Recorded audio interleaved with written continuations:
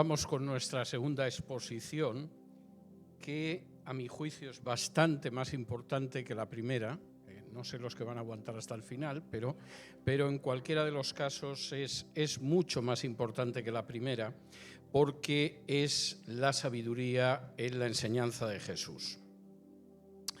En primer lugar, y esto es algo que no debería decirlo, pero lo tengo que repetir porque hay gente que parece que lo ignora, el único personaje que aparece en la Biblia desde Génesis hasta Apocalipsis que es normativo es Jesús.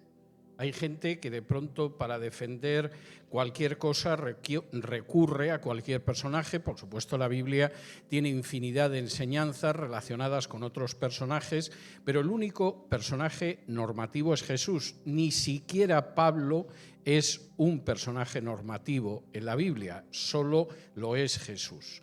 De manera que si uno decide que de pronto Jacob es un personaje normativo, sin duda Jacob tiene enseñanzas interesantes, sobre todo de lo que no hay que hacer, pero debería recordar que el personaje normativo era polígamo y supongo que nadie considerará que la poligamia es una norma de conducta aceptable en la actualidad. Abraham es un personaje cuya vida contiene muchas enseñanzas y en este caso más positivas que negativas, pero Abraham tuvo un hijo con la criada y supongo que nadie pensará que es lícito tener un hijo con la criada porque lo tuvo Abraham. Y podría repetir David, Salomón y muchos otros personajes ilustres. El único personaje que es normativo para nuestra vida es Jesús, y lo es, entre otras razones, aparte de por ser el Hijo de Dios y Dios encarnado, porque Jesús es la sabiduría de Dios. Lo que hemos visto esta mañana en el Antiguo Testamento, que evidentemente es aplicable y es enormemente importante para nosotros, sin embargo, son solo pequeños flash, pequeños adelantos de luz de lo que va a ser la sabiduría que es Cristo. Si me acompañan a la primera carta a los Corintios,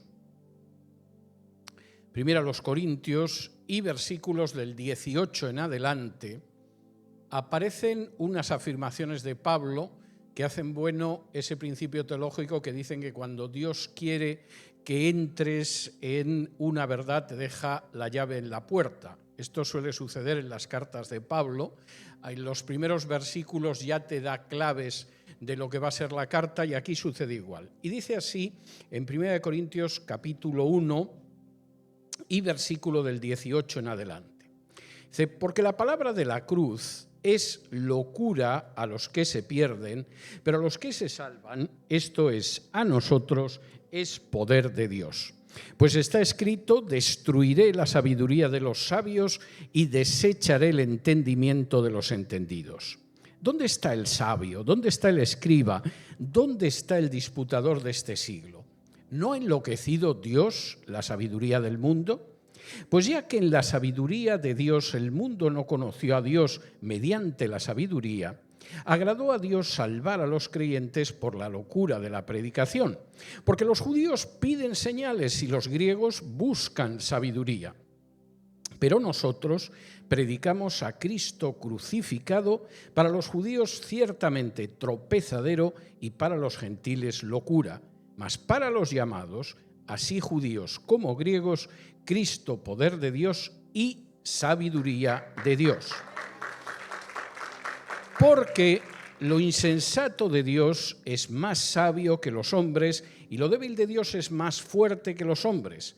Pues mirad, hermanos, vuestra vocación, que no sois muchos sabios según la carne, ni muchos poderosos, ni muchos nobles, sino que lo necio del mundo escogió Dios para avergonzar a los sabios, y lo débil del mundo escogió Dios para avergonzar a lo fuerte, y lo vil del mundo y lo menospreciable escogió Dios, y lo que no es para deshacer lo que es, a fin de que nadie se jacte en su presencia.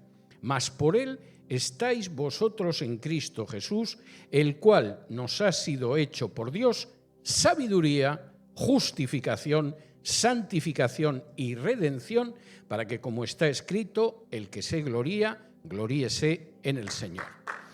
Lo único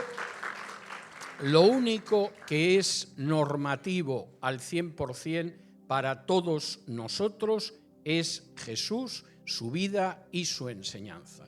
Podemos aprender de Salomón, pero no es normativo. A Salomón lo extraviaron al final de su vida las mujeres paganas. Podemos aprender muchas cosas de David, pero no es normativo. David no tuvo ningún problema en asesinar a una persona para cubrir un grave pecado de adulterio. Podemos tener como normativo a Jesús, pero no lo es Abraham, aunque aprendamos de él, ni Isaac, ni Jacob. Lo único que es normativo, lo único que es la sabiduría de Dios es Jesús. Y precisamente por eso la revelación del Nuevo Testamento es definitiva, como no lo era la del Antiguo Testamento, y sobre todo no solo es definitiva, sino que además tenemos que interpretar el Antiguo Testamento a la luz del Nuevo Testamento. Es el Nuevo Testamento el que nos da la interpretación correcta del Antiguo Testamento. No es una mala interpretación del Antiguo Testamento el que nos hace interpretar bien el Nuevo Testamento, aunque por desgracia sea muy común en estos días. Voy a examinar 7 puntos de la sabiduría de Jesús y cómo aplican en nuestra vida. Como ya les he dicho que son 7, a medida que vayan pasando ustedes se van sintiendo más aliviados porque nos acercamos al final. Primer punto, el sentido real de la vida. Y esto es esencial para vivir de una manera sabia, saber cuál es el sentido real de la vida. Vamos a ir al Evangelio de Mateo.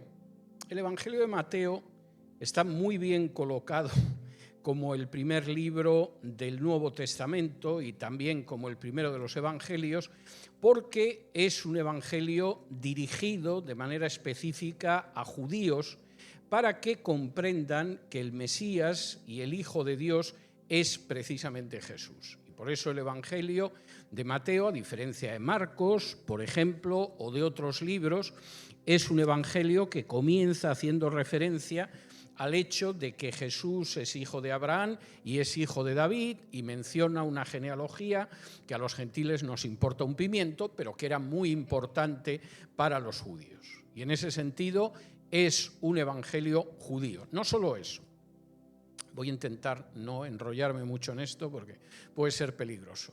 El Evangelio de Mateo contiene 5 grandes discursos de Jesús que son paralelos a los 5 libros de Moisés. Y por supuesto Mateo lo ha hecho con toda la intención. El primer discurso de Jesús en Mateo es el Sermón del Monte, capítulos del 5 al 7, que es un paralelo al Génesis.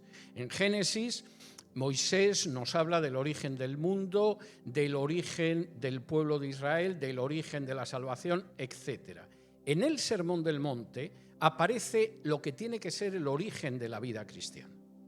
Yo sé que mucha gente piensa que el Sermón del Monte es para cuando tengas 50 años de creyente. No es.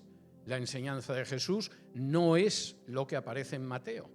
El creyente empieza ya, ahora mismo, viviendo de acuerdo al Sermón del Monte, intentando vivir de acuerdo al Sermón del Monte, porque eso es el Génesis. El segundo libro de Moisés es el Éxodo.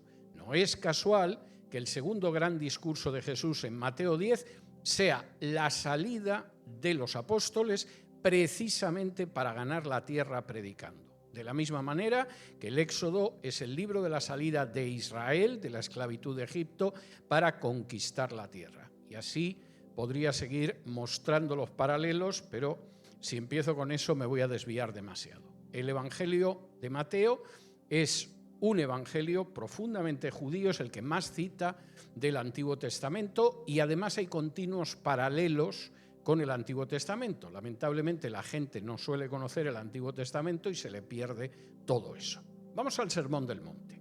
Como el Sermón del Monte, capítulos del 5 al 7, inicia lo que es la vida cristiana, es muy interesante cómo empieza. Por ejemplo, empieza diciendo que aquellos que seguimos a Jesús somos bienaventurados, dichosos, felices, lo cual es chocante. Porque además dice por qué lo somos. Por ejemplo, lo somos porque lloramos.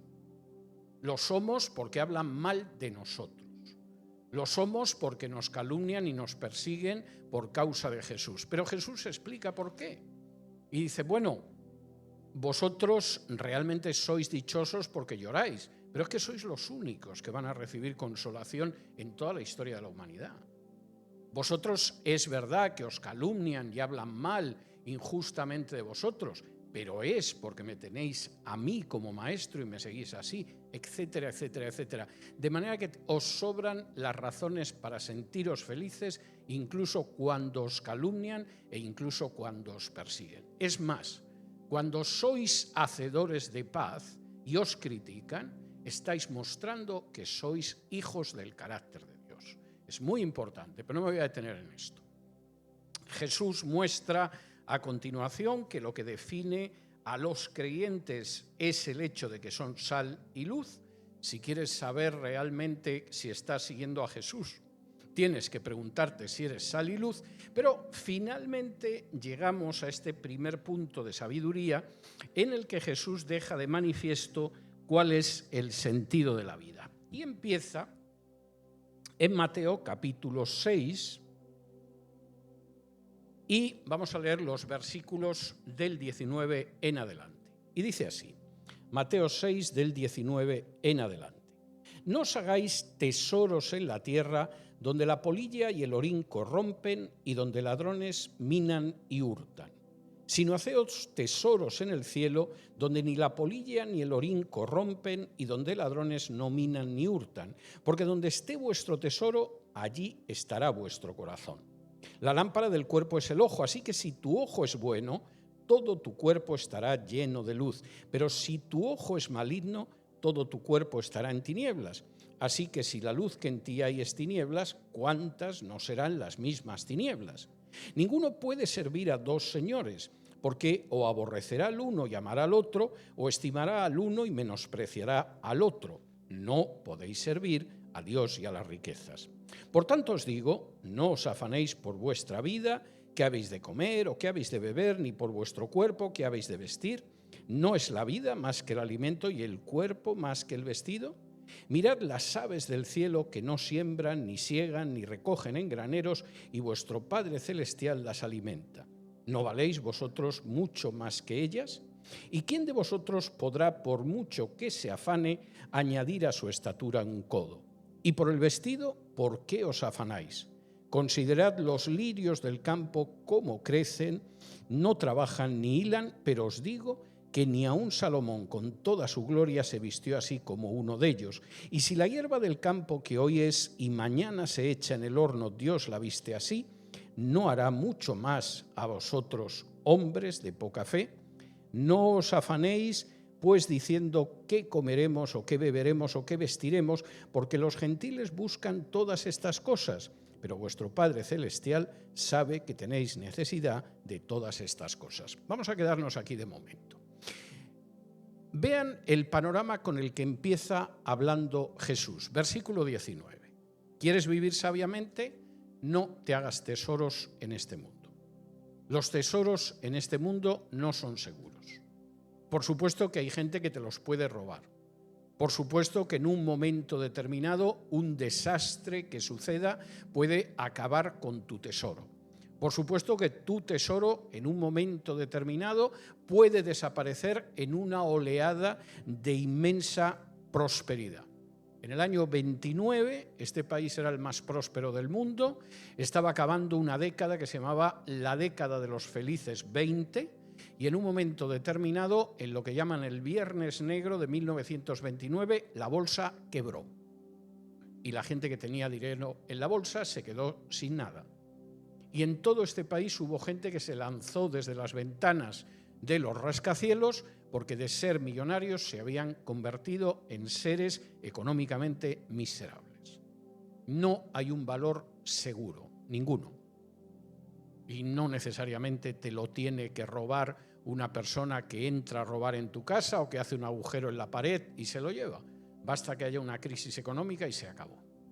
De manera que, primera cuestión, no pongáis, si queréis ser sabios, vuestra vida en las cosas materiales porque son mucho más inseguras de lo que vosotros pensáis. Es más, es posible que lo penséis y no queráis pensarlo porque os ponéis muy nerviosos, pero son inseguras.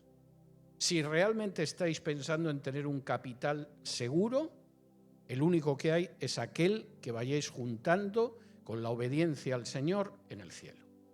Punto final. Primera cuestión. Esa es una cuestión que tenéis que tener clara. Segunda, tened en cuenta que tal y como miréis las cosas, esas cosas van a influir en vuestra vida.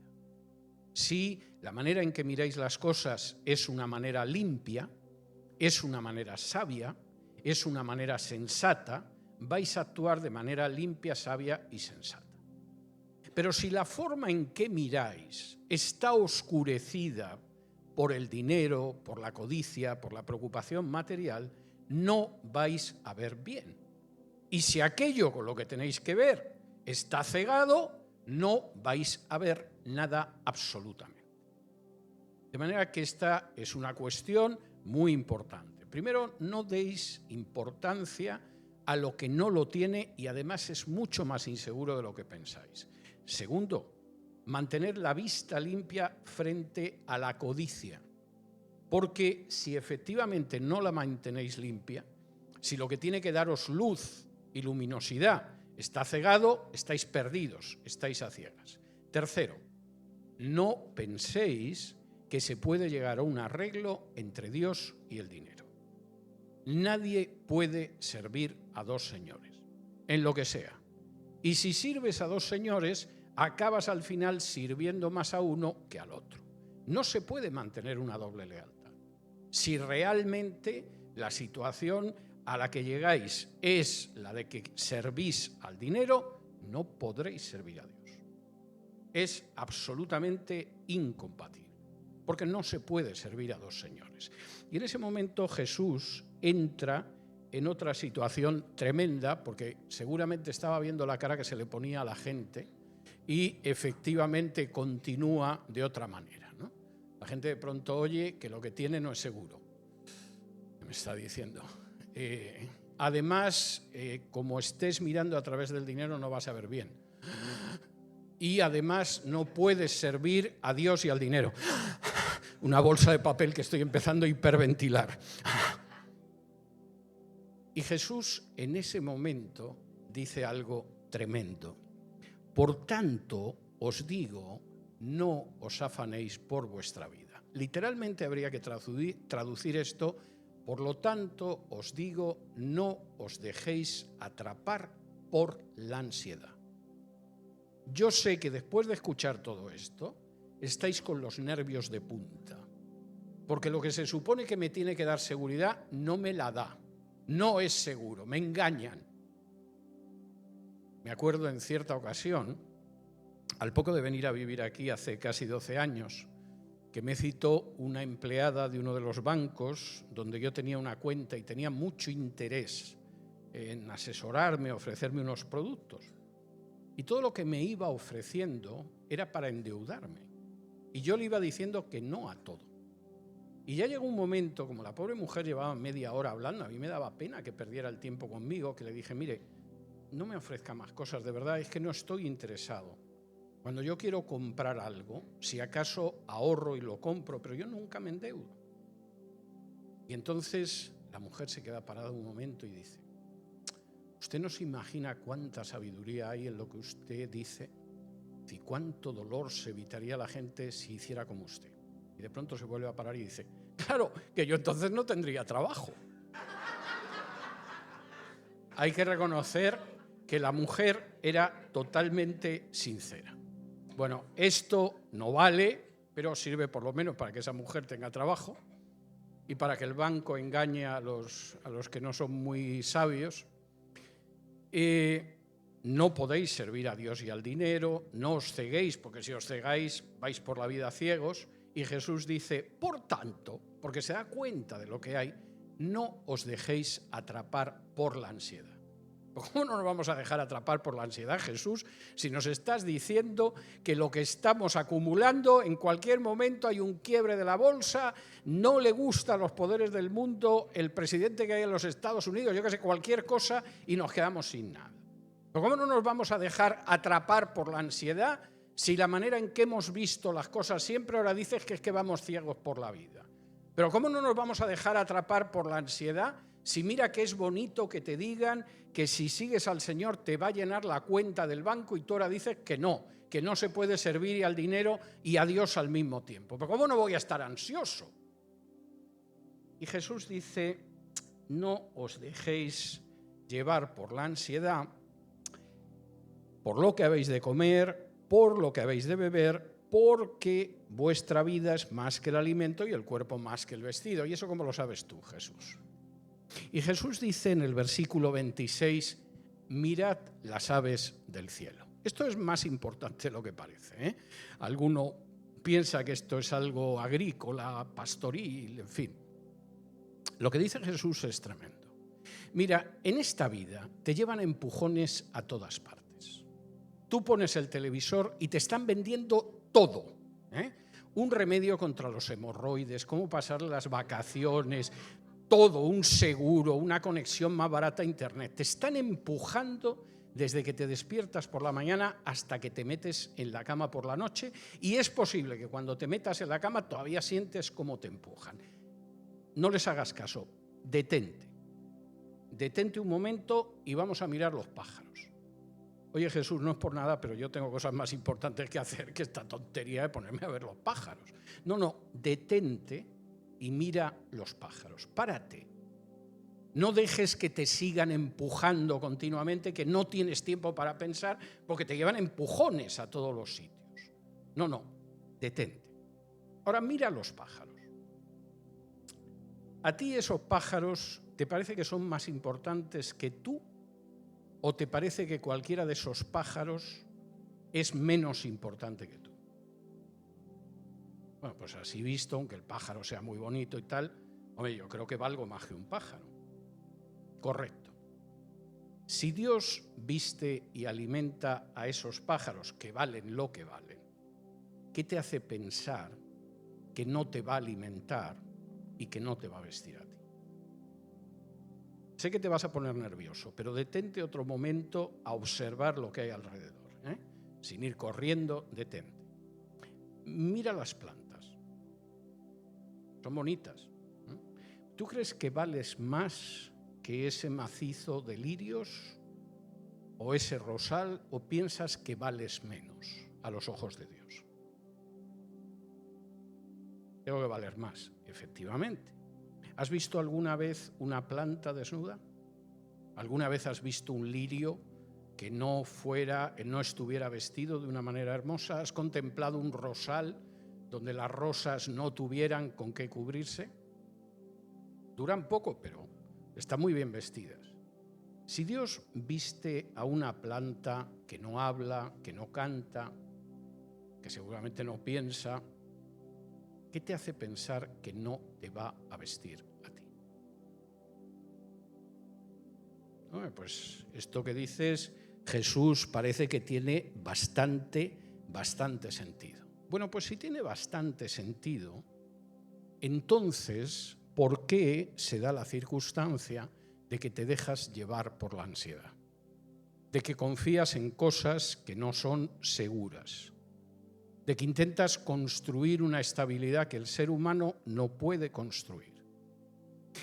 Que eso pase es lógico que suceda con los paganos. Versículo 32. Los gentiles buscan todas estas cosas. Que tu vecino Antonio, que lo único que le importa es la salsa y llenarse la tripa de arroz y puerco y ver con quién se acuesta todos los fines de semana, esté así, es lógico. Lo raro sería que tu vecino Antonio no tuviera esa ansiedad. Que tu vecina Luisa, que se gasta en quitarse los pelos del cuerpo y ponérselos en otra parte del cuerpo y no está pensando nada más que en cómo se pone grasa o se quita grasa o cosas de ese tipo, esté con esa ansiedad, es lógico. pero tú sabes que Dios es tu Padre. Y como Dios es tu Padre, Él conoce mejor que tú cuáles son tus necesidades. Como dice el versículo 32, porque los gentiles buscan todas estas cosas, pero vuestro Padre Celestial sabe que tenéis necesidad de todas estas cosas. Que los paganos estén angustiados es que es normal. Lo raro sería que no estuvieran angustiados. Una persona especialmente iluminada, Gandhi, en fin, pero lo normal es que los paganos estén con una angustia terrible.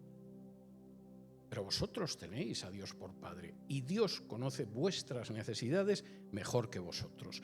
Y eso hace que vuestra vida tenga un sentido que no es el sentido que alcanzan aquellos que no han conocido a Dios, que no me han conocido a mí y que por lo tanto no tienen a Dios por Padre. ¿Y cuál es ese? Versículo 33. Mas buscad primeramente el reino de Dios y su justicia, y todas estas cosas os serán añadidas, así que no os afanéis por el día de mañana, porque el día de mañana tendrá su afán y basta cada día su propio mal. En primer lugar, la sabiduría de Jesús dice que hay una forma de tener una vida plena, pero no es confiando en aquello que no es estable, no es cegándose de tal manera que no veas, no es intentando servir a Dios y a las riquezas. Es comprendiendo que Dios cuida de nosotros de manera absolutamente lógica, porque somos más importantes que cualquier pájaro, somos más importantes que cualquier planta y además tenemos una manera de vivir una vida plena, buscando el reino de Dios y su justicia, y el resto ya lo añadirá Dios. La sabiduría de Dios, la sabiduría de Jesús, se manifiesta en primer lugar señalando cuál es el sentido de la vida. Y el sentido de la vida está en buscar el reino. Hace aproximadamente 12 años yo me trasladé de manera definitiva a Miami. Yo pensaba venir de vacaciones hasta que me llamaron el mismo día que llegué a Miami y me informaron de que me había salvado de que me pusieran una bomba prácticamente por horas. De manera que decidí prudentemente quedarme aquí, que fue lo que me recomendaron los que me llamaron desde España. Pero claro, empezar de cero en un país que no es el tuyo no es fácil. Cuando además descubres que tus amigos tienen el secreto del hombre invisible y desaparecen, y que gente a la que has hecho favores a lo largo de más de una década de pronto se los traga la tierra, e incluso descubres que algún amigo que tienes más cerca te roba, pues hombre, esto darte alegría no te da. Y yo recuerdo un día que salí de mi casa, donde sigo viviendo aquí en Miami, y debía de estar preocupado porque iba mirando al suelo. En vez de ir mirando hacia el frente a donde iba, pues arriesgándome a pegarme con alguien que viniera en la otra dirección, iba mirando al suelo. Y de pronto, como a 100, 150 metros de mi casa, me encuentro un pajarito que estaba tirado en la hierba, el pobrecito muerto. Le habría dado un golpe de calor o lo que fuera, y ahí estaba el pobre pajarito. Y yo, que iba con la mirada en tierra, seguramente no muy alegre, de pronto vi al pajarito. Y en ese momento me dije, ni siquiera este pajarito está aquí sin que el Señor lo haya permitido. Si yo estoy en esta situación es porque el Señor quiere que esté en esta situación. Y si Él lo quiere es porque es lo mejor. Y recuerdo que en ese momento dejé de mirar la hierba, levanté la mirada y con el calor espantoso que hay aquí en Miami llegué hasta donde me dirigía. Pero la idea es clara. Lo primero que Jesús muestra, y fíjense que lo muestra ya en su primer discurso, en el Sermón del Monte, es que hay un sentido en esta vida y que el sentido no es material y que no se puede hacer compatible con el servicio a Dios esa visión material. Y el sentido es buscar el reino de Dios y su justicia, porque Dios es nuestro Padre, porque conoce nuestras necesidades mejor que nosotros, porque las suple y porque todo lo que necesitemos lo va a añadir. segunda muestra de la sabiduría de Jesús que aparece en la Biblia y que es muy importante. La vida tiene un sentido, que es buscar el reino de Dios y su justicia.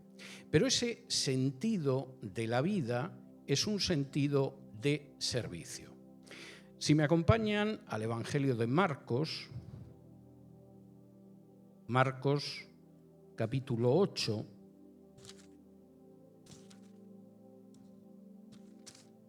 Marcos capítulo 8, y vamos a leer desde el versículo 27, y es un texto tremendamente importante. Dice así: Salieron Jesús y sus discípulos por las aldeas de Cesarea de Filipo, y en el camino preguntó a sus discípulos diciéndoles: ¿Quién dicen los hombres que soy yo?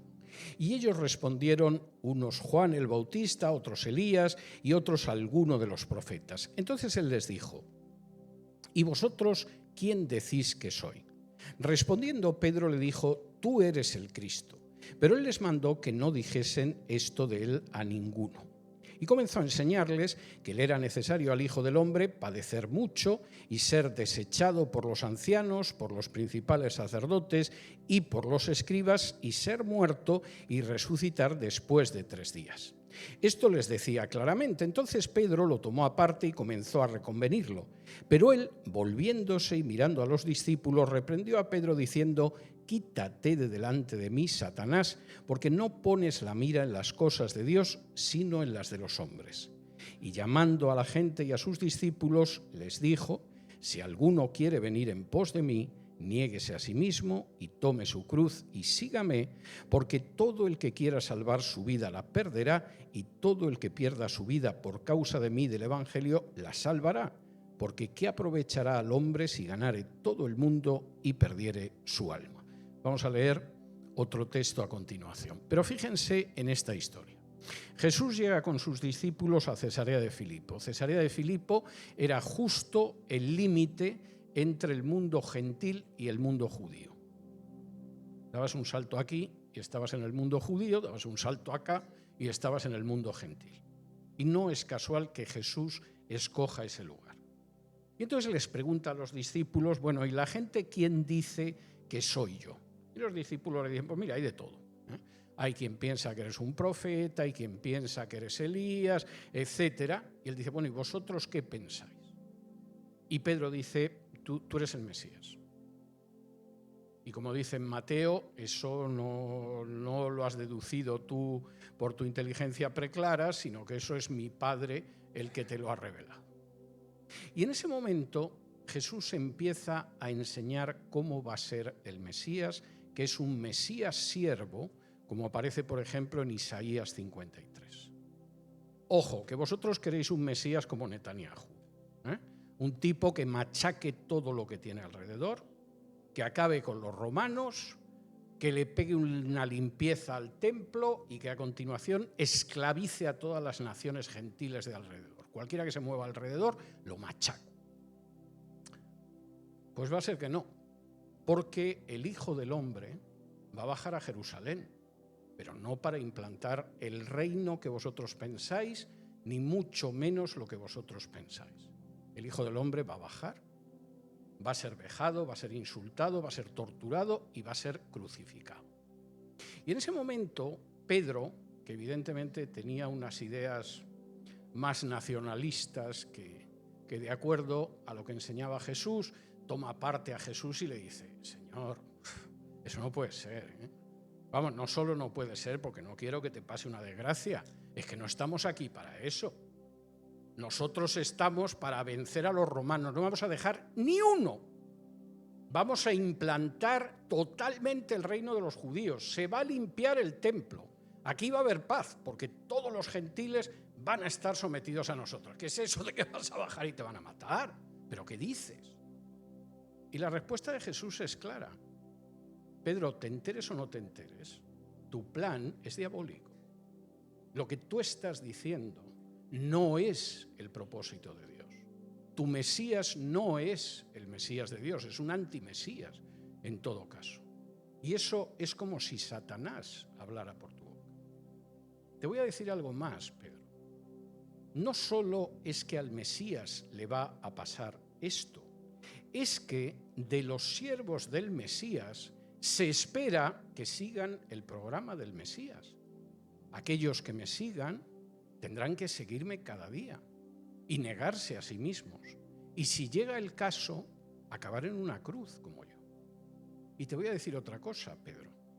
Esto te puede parecer que es una pérdida, pero es la única manera de que uno salve esta vida.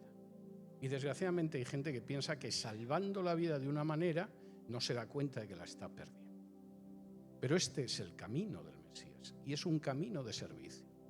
No un camino de imposición, no un camino de destrucción, no un camino de no vamos a dejar a nadie que nos lleve la contraria. Y alguno dirá, es discutible esto que usted dice. Sí, acompáñeme a Marcos al capítulo 10. Porque de nuevo Jesús a estos becerros que tenía como discípulos se lo tuvo que explicar una vez más. Jesús evidentemente tenía una paciencia que a mí me estimula mucho, desde luego.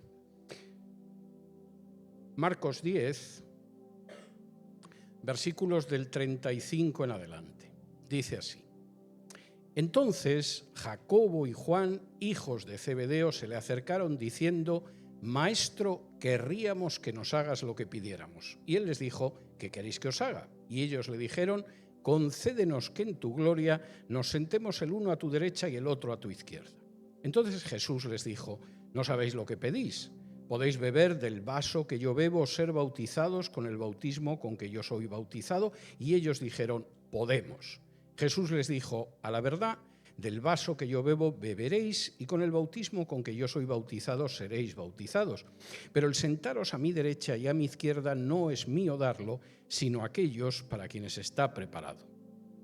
Cuando lo oyeron los 10, comenzaron a enojarse contra Jacobo y contra Juan. Mas Jesús, llamándolos, les dijo, ¿sabéis que los que son tenidos por gobernantes de las naciones se enseñorean de ellas y sus grandes ejercen sobre ellas potestad?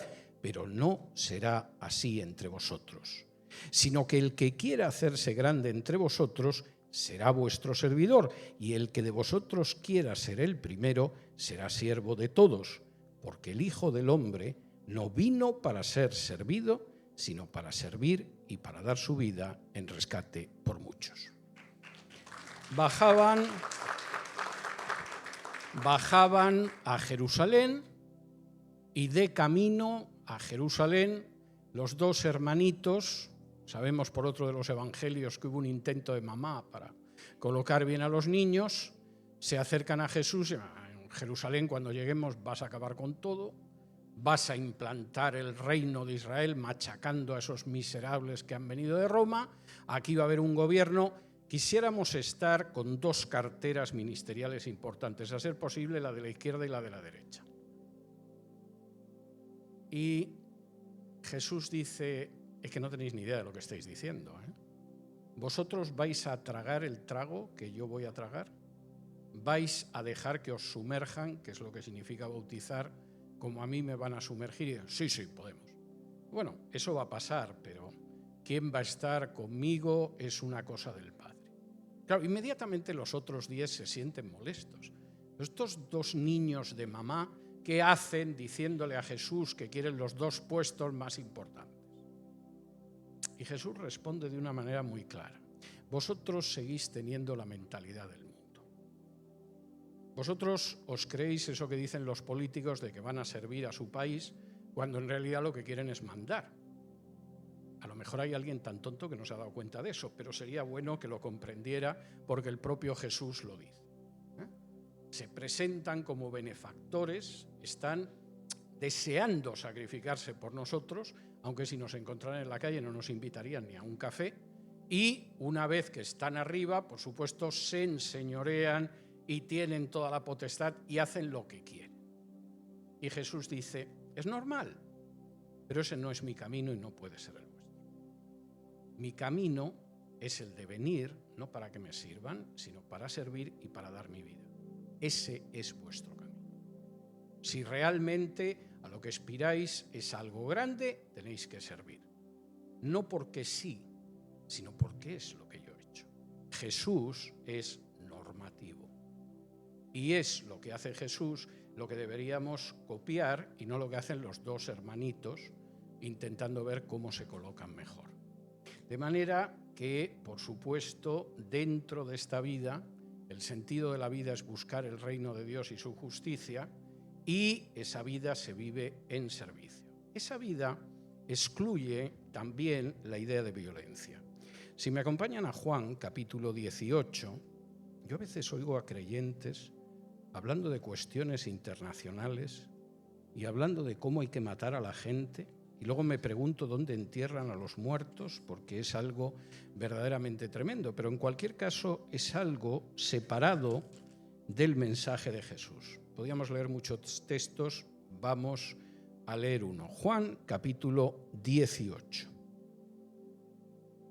Y vamos a leer desde el versículo 33 y dice: Entonces Pilato volvió a entrar en el pretorio y llamó a Jesús y le dijo: ¿Eres tú el rey de los judíos? Y Jesús le respondió: ¿Dices tú esto por ti mismo o te lo han dicho otros de mí? Pilato le respondió: ¿Soy yo acaso judío? Tu nación y los principales sacerdotes te han entregado a mí. ¿Qué has hecho? Respondió Jesús: Mi reino no es de este mundo.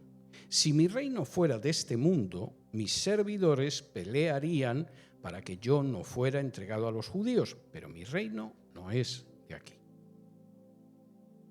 Parece bastante claro, no creo que pueda existir una causa más justa para desenvainar la espada que defender a Jesús, pero como dice Jesús, es que mi reino no actúa como los reinos de este mundo. Si mi reino fuera un reino como los de este mundo, mi gente estaría combatiendo para que no te hubieran entregado, pero mi reino no es de aquí. No solamente eso, fíjense, otro aspecto importante. Además, el reino de Jesús se caracteriza por algo que no es precisamente una de las cosas por las que podamos decir que siempre es claro que se caracteriza. Si uno en un momento determinado preguntara por qué piensa que una iglesia va bien, por qué está creciendo espiritualmente, por qué se supone que hay una presencia del Señor, las respuestas serían diversas, pero curiosamente Jesús da una marca muy clara. Juan, capítulo 13, y versículo 34 y 35 dice: Un mandamiento nuevo os doy, que os améis unos a otros como yo os he amado, que también os améis unos a otros. Y en esto conocerán todos que sois mis discípulos, si tuviereis amor los unos con los otros. No van a conocer que sois mis discípulos porque haya milagros, porque milagros hay supuestamente en la Iglesia Católica, los hay en el Islam. Hay gente que va a las tumbas de los santones musulmanes y se supone que se cura, le crece el pelo, cualquiera de estas cosas. Los hay en la India, los hay en el budismo. Esa no es una marca. Tampoco hablar en lenguas. Lamento a los que esto les cause un profundo dolor, pero hablar en lenguas lo hacen los mormones, aparece en la India, aparece en el budismo, ocasionalmente también en el Islam, en absoluto. Ni tampoco llenar grandes templos. Eso, cualquier religión que se precie medianamente te llena grandes templos. Aquello en lo que conocerán que sois mis discípulos es si os amáis los unos a los otros. Esto hace que uno se sienta inquieto porque no parece que sea lo que vaya a caracterizar algunas vidas, pero es la enseñanza de Jesús. Os doy un nuevo mandamiento que es el que va a permitir ver si efectivamente sois mis discípulos o no. Caramba, con Jesús tenía unas ideas de la sabiduría notables, pero esto es normativo. No solamente eso, todavía algo más. Jesús, y no voy a leer los pasajes porque nos alargaríamos mucho y quiero acabar la exposición, Jesús, como la sabiduría de Proverbios, no creía en la religión. Cuando uno va al Sermón del Monte, y alguno puede decir, yo soy muy santo porque ayuno, Jesús le dice, pues que no se te note, ¿eh? Te lavas la cara, te echas perfume y que no se te note, porque la finalidad del ayuno no es que vean lo santo que eres y lo mala que se te ha puesto la cara. No, pero yo oro y... Cuando vayas a orar, enciérrate en tu habitación, ¿eh? O sea, no me organices estos líos fuera de la calle para que todos vean cómo oras y lo santo que eres. No, tu Padre te verá en lo secreto. Pues yo he visto presidentes que se reúnen con clérigos y tal. Esos ya han recibido su recompensa todos, como dice Jesús. Tú enciérrate en tu habitación, habla con tu Padre y tu Padre que escucha en lo secreto te lo recompensará. Bueno, y hago ofrendas. Bien, pero si vas a hacer una ofrenda y tienes algo contra un hermano, deja ahí la ofrenda, arréglate antes con tu hermano y luego vuelves y la presentas. La sabiduría de Jesús es como lo que hemos visto en Proverbios. No pretendamos sustituir la relación de sabiduría y de temor de Dios con Dios por la religiosidad. Porque es verdad que a lo mejor a la gente la podemos engañar. Qué piadoso, es que siempre, cuando no está de rezo, está de ayuno. Algo impresionante. Es posible que nosotros nos sintamos muy contentos porque la gente ve los santos que somos. Cree que ve. Pero no hay nada en eso que se parezca. 2 puntos más y concluyo. Sexto. Jesús tenía una visión de la escatología que no se parece prácticamente nada a la que se predica en muchos sitios. Yo conozco gente, yo me convertí, dentro de poco hará 50 años que yo me convertí. Cuando tienes casi 50 años de creyente, pues has visto muchas cosas, buenas y malas. Y, por ejemplo, has visto a la gente a la que le gusta anunciar la cercanía de la segunda venida. En esto de casi medio siglo no he visto a nadie que acertara. He visto hacer el ridículo a todos, los que daban una fecha, una cercanía, etc. Todos. Algunos siguen haciendo el ridículo décadas después. Y de manera ciertamente prodigiosa hay gente que los escucha, después de que no han acertado en más de medio siglo. Tengo un conocido, por el que siento aprecio, que prácticamente todos los años anuncia el arrebatamiento para el otoño. A la vista está que no ha acertado hasta ahora ni una vez. Lo sigue haciendo. Y hay gente que le escucha. A veces es porque hay lunas de sangre.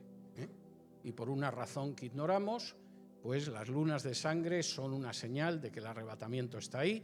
Llegan las lunas de sangre, no hay arrebatamiento, pasan años y nadie se acuerda de que dijo una estupidez y que hizo el ridículo y que hay que tener mucho cuidado a la hora de escucharle. No, todo lo contrario. La bola sigue dando vueltas. A veces, en vez de las lunas de sangre, hay una guerra en Siria, que no tiene nada que ver con la segunda venida de Cristo, pero la gente se lo cree. Se acaba la guerra en Siria y nadie se acuerda de la cantidad de pavadas que se dijeron en relación con eso. No voy a entrar en lo de Gog y Magog y Rusia, porque hay que ser muy ignorante para creerse que Rusia es Gog y Magog. Es no tener ni idea de lo que se está hablando. Los ejemplos son muchos. La pérdida de tiempo es inmensa. Y lo que esto demuestra de falta de sabiduría es tremendo, pero sobre todo es una muestra de desobediencia. Les voy a pedir que me acompañen a Hechos, capítulo 1, donde Jesús es muy claro al respecto. Dice así en Hechos, capítulo 1, versículo 4. Y estando juntos, les mandó que no se fueran de Jerusalén, sino que esperasen la promesa del Padre, la cual les dijo: oísteis de mí. Porque Juan ciertamente bautizó con agua, mas vosotros seréis bautizados con el Espíritu Santo dentro de no muchos días. Entonces los que se habían reunido le preguntaron diciendo: Señor, ¿restaurarás el reino a Israel en este tiempo? Y Jesús dijo: sí, además te voy a dar el mapa, verás. Primero resulta que la iglesia se va, me la llevo.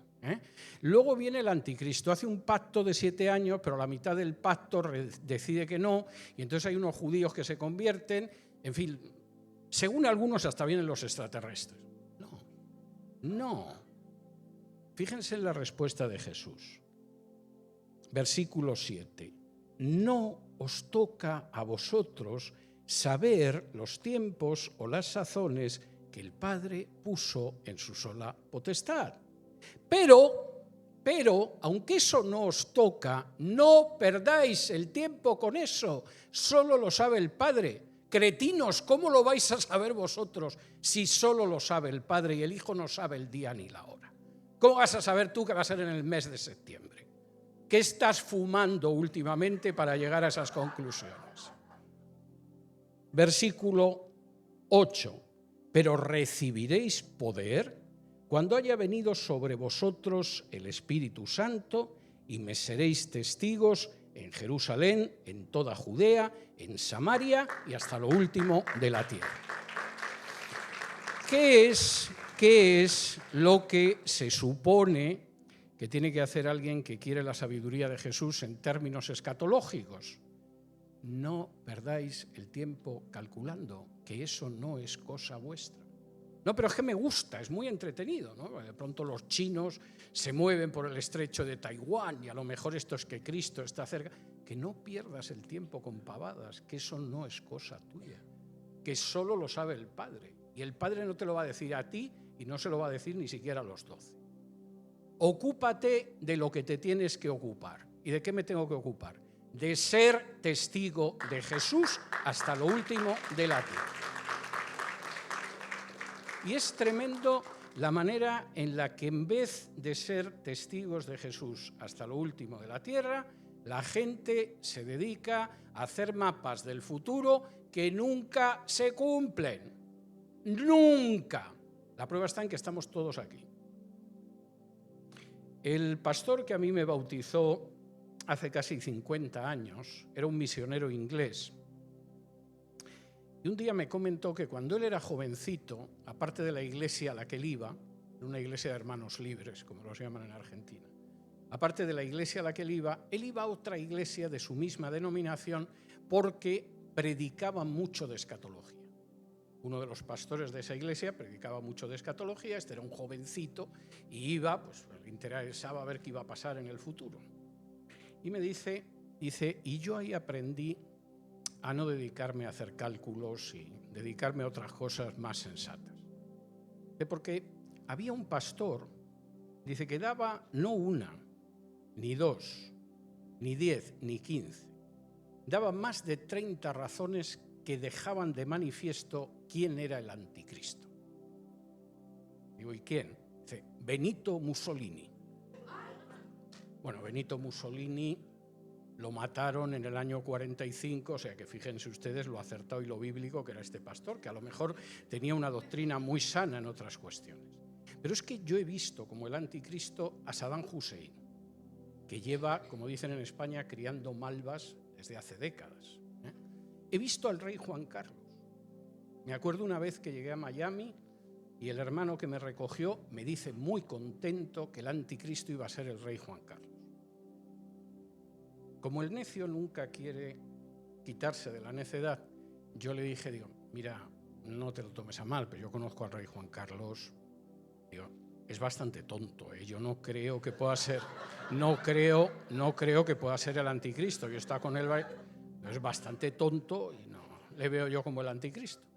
Y esta persona, en vez de escuchar, me dice, pues ahí está la trampa del diablo, en que parece tonto, pero porque es el anticristo. Bien, evidentemente, cuando uno quiere cegarse, no hay manera de que deje de estar cegado. No nos ocupemos de los tiempos y las sazones que el Padre ha puesto en su sola potestad y seamos testigos de Jesús hasta lo último de la tierra. ¿Y qué sucedería, y con esto concluyo, qué sucedería si de pronto decidiéramos no vivir la vida de acuerdo con la sabiduría de Jesús?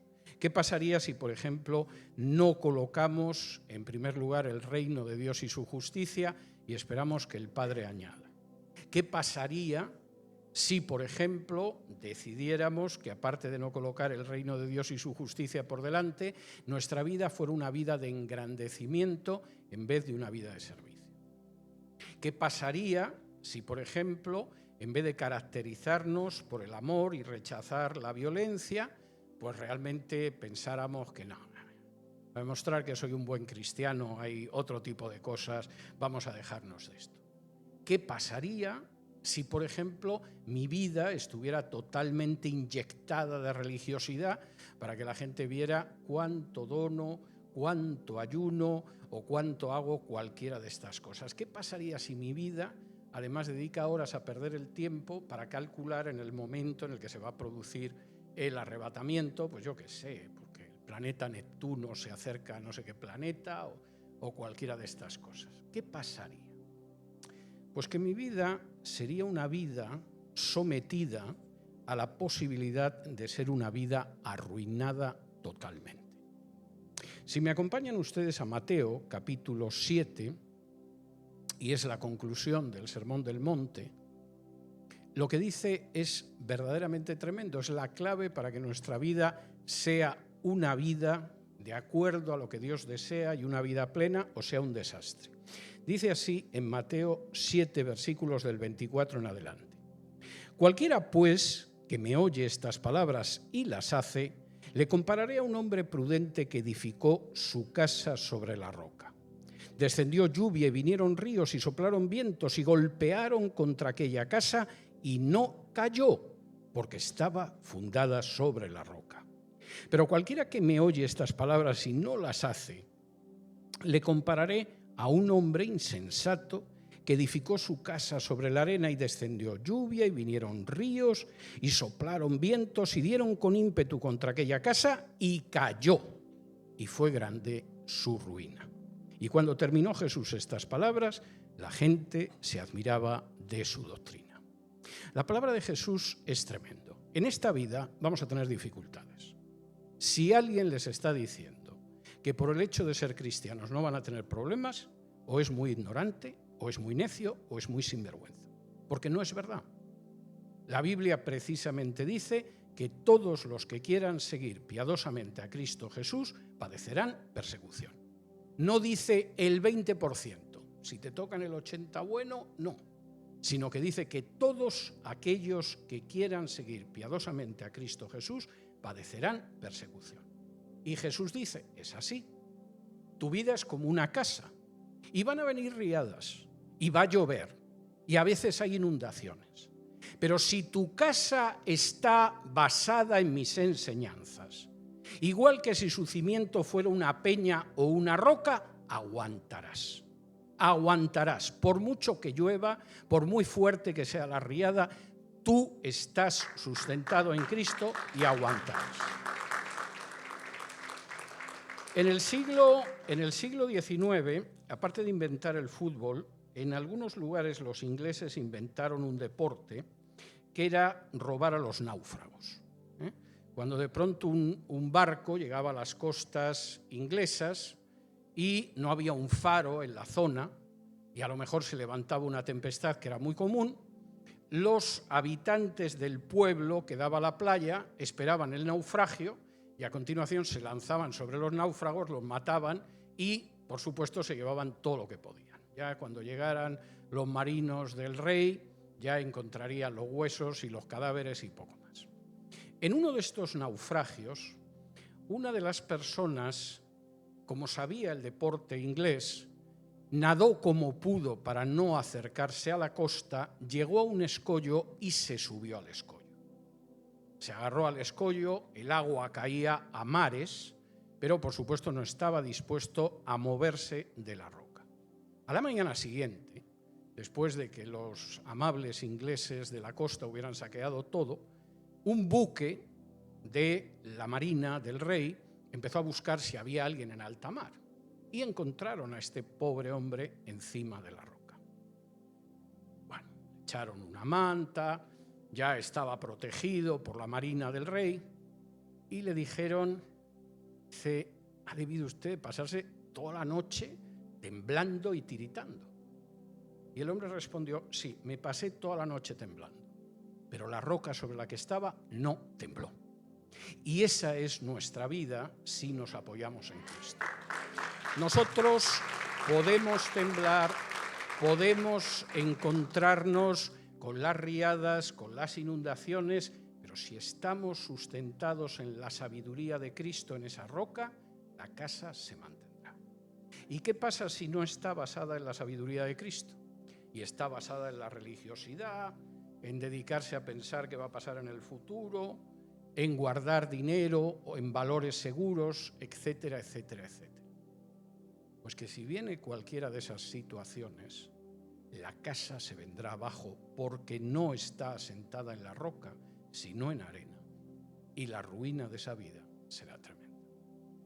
Yo espero que en estas 2 horas aproximadamente en que he estado hablando de la sabiduría, hayan podido recibir ustedes siquiera unas pinceladas de esa sabiduría en la Biblia y hayan podido ver cómo nuestra vida tiene que asentarse en ella y en el temor de Dios para ser una vida plena, para ser una vida con sentido y una vida que no se viene abajo y se arruina cuando de pronto vienen las riadas. Muchísimas gracias por su atención y su paciencia. Que el Señor